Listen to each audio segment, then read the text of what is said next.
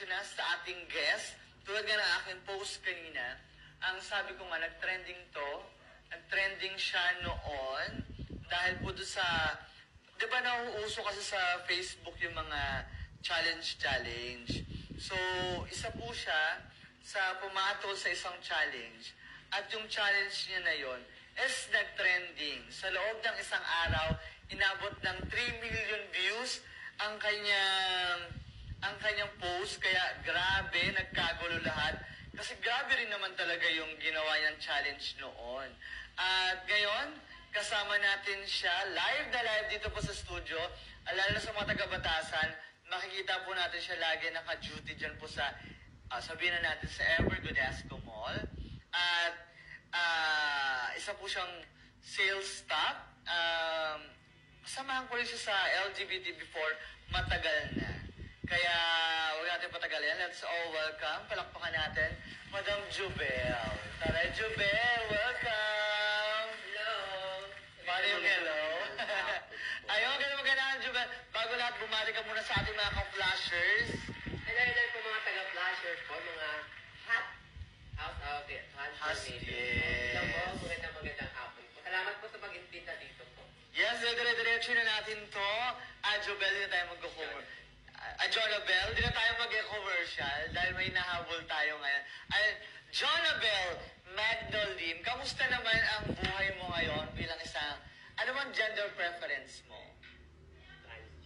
Transgender woman, kasi nga parang malinaw, tulad ng sinabi ko nakaraan.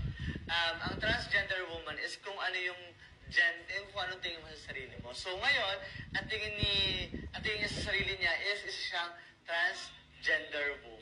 Kamusta naman ang buhay-buhay? Anong pinagkakabalahan? Yun, laging busy sa trabaho ko, araw-araw may pasok. Tapos yun, namumuhay ng normal, tapos pinasabay yung pag-vlog, and then yun, magbigay ng inspiration sa ibang tao bilang part ng LGBT.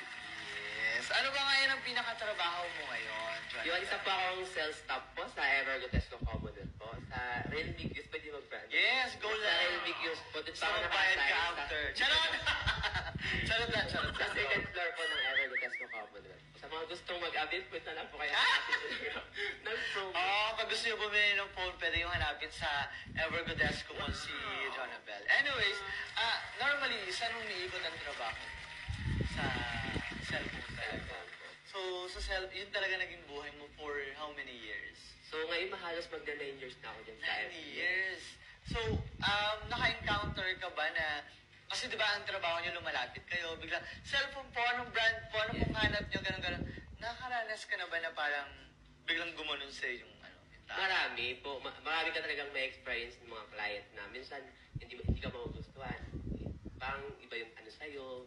Minsan parang mababastusan ka din kasi parang akala nila na i-ano mo sila, tawag ito, i-scam mo. Kasi may mga ganun client, di ba ka daw peke yung ano mo, palinda mo, baka may legit yan. Mga ganun po yung na-experience.